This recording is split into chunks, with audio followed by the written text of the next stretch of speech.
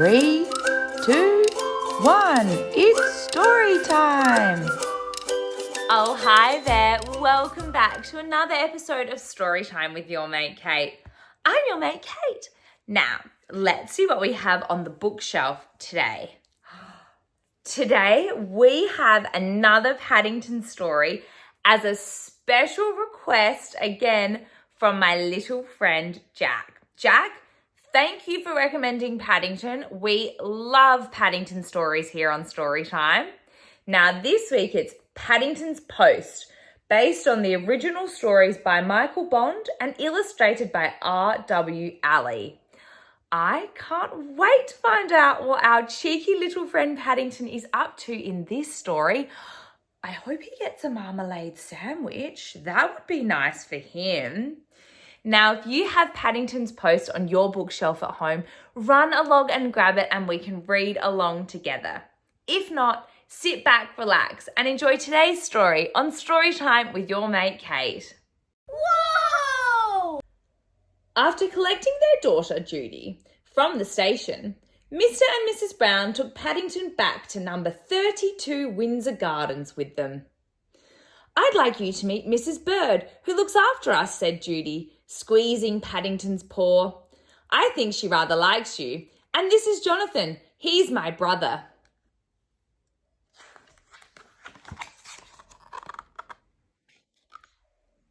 Straight away, Paddington felt at home. "I can't wait to tell my Aunt Lucy in Peru," he said.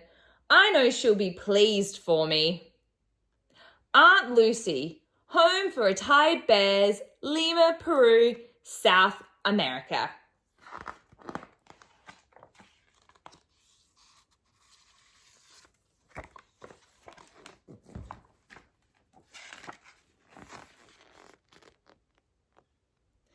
Dear Aunt Lucy, you will be pleased to know that I am safe and well.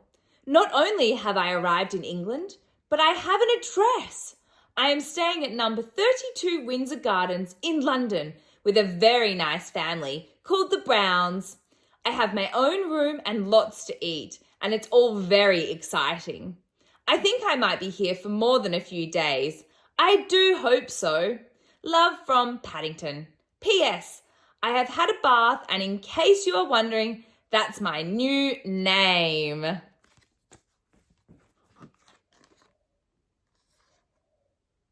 Before long, Jonathan and Judy took Paddington to see the Portobello Market nearby.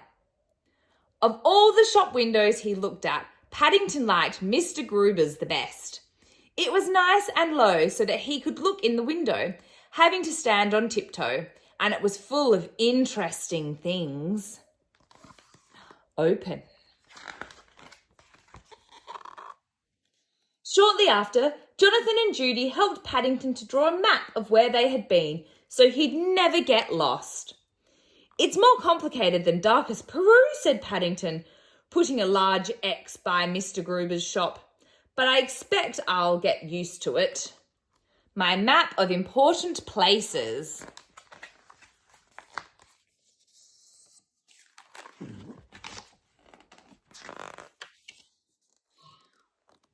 Wow. Oops, that was upside down. Silly me. There we go. So many important places. I can see Paddington's room, a shed, Mr. Curry's house, his house at number 32 Windsor Gardens, a taxi, which are mostly black in London, an underground station, Mr. Gruber's shop, antique shops, a bun shop, carts at the weekend, a red bus, and Portobello Road. X marks the spot for Portobello Road.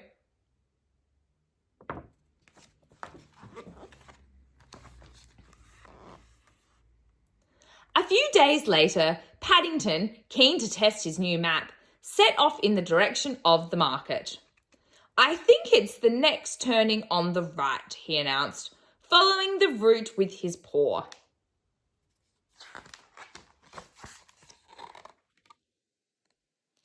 But he was most surprised when he finally rounded a corner and found himself back in Windsor Gardens. You followed some dried marmalade peel on your map by mistake, said Judy. Never mind, she added hastily, seeing Paddington's face. Look what came for you today. Paddington Brown, 32 Windsor Gardens, London, W2, United Kingdom.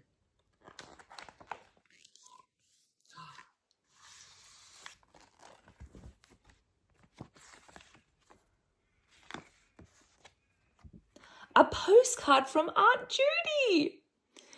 My dear Paddington, thank you for your letter. I like your new name. It's a great comfort to me to know that you are in safe hands. I'm sending you a recipe for a cake that I think you will like. Love, Aunt Lucy. P.S. Remember that a wise bear always keeps a marmalade sandwich under his hat in case of emergency. A recipe: marmalade sandwich cake. 1. Spread 3 tablespoons of marmalade over the bottom layer of a ready-made sponge cake. 2. Whip 1 small pot of double cream until it's soft and thick and dollop over the marmalade. 3. Place the other sponge layer on top of the cream. 4. Spread sugar icing over the top and decorate with orange slices. 5. Enjoy. Doesn't that sound delicious?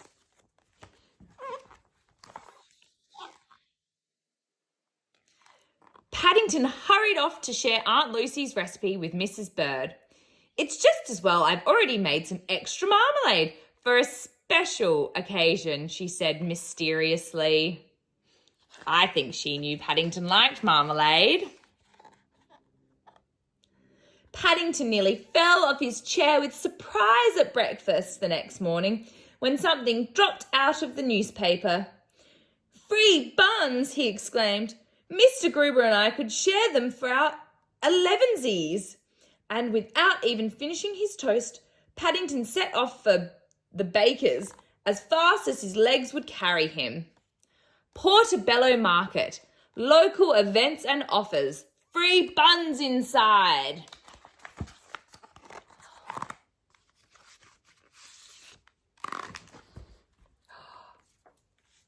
Oh my goodness.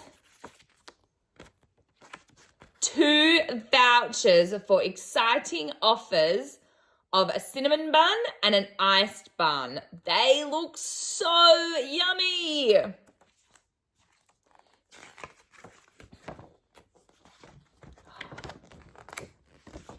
Portobello Market, local events and offers. Look at all of these events and offers at the Portobello Markets. Free buns, special offer, cut price grocer, a competition, a congratulations. What can you see on this Portobello Market poster? How fantastic.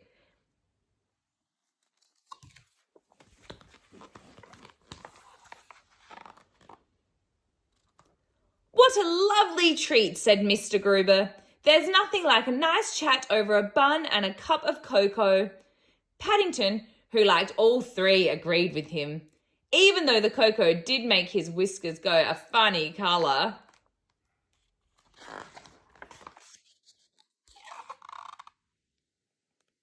The next day, Paddington paused on the stairs and sniffed the morning air. There was a strong smell of freshly baked cakes coming from the kitchen. But his attention soon turned to an envelope standing on the hall table. On the front, in large letters, it said, Paddington. Paddington. Kiss, kiss, kiss. What could this be? Happy birthday to Paddington, with best wishes for a happy birthday from everyone.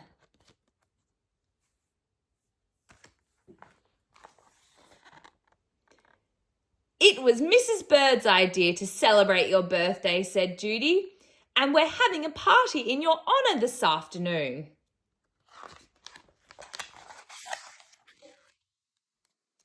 Altogether, Paddington thought it had been such a wonderful day that he'd need a very special postcard indeed, one of the giant ones from the stationers in the market, to tell his Aunt Lucy everything about it. Aunt Lucy, home for retired bears, Lima, Peru, South America.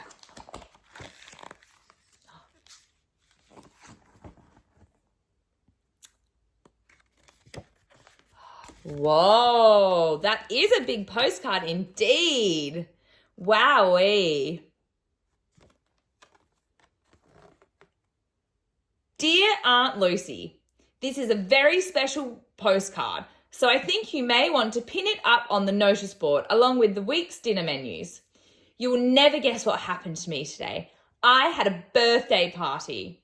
Mrs. Bird always says special occasions demand special things. So she made your marmalade cake, and everyone voted it was the best they'd ever had. I didn't even have to have a bath. Best of all, Mr. Brown said it's nice having a bear about the house, and I can stay as long as I like. I think I'm going to like it here. Love from Paddington. P.S. Thank you very much for the postcard of Lima Harbour, which you sent, with the cake recipe. I'll keep it by the side of the bed in my new room next to your picture.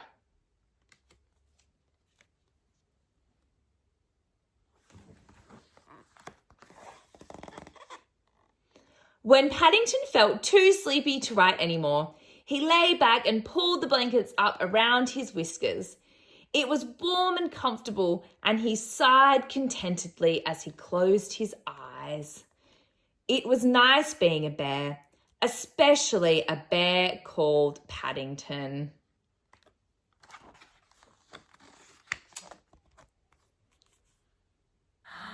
I loved today's story of Paddington's post.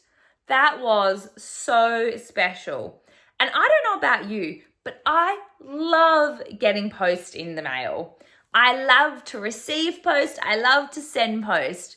My mum loves to send me post as well. I'm very lucky. She's a wonderful person. Jack, thank you for continuing to recommend Paddington stories. I know you love them and I love them too. Now, we have all of that fabulous post right here. I can't decide which was my favourite. I think maybe the postcard from Lima, Peru. Boats and a lighthouse. I've never been to Lima, Peru. Have you? Let me know in the comments. Thank you for joining me today on Storytime with your mate Kate. I hope you had as much fun as I did. It's been a great story time. Now, join me next time and we'll find out what's on the bookshelf. Bye for now.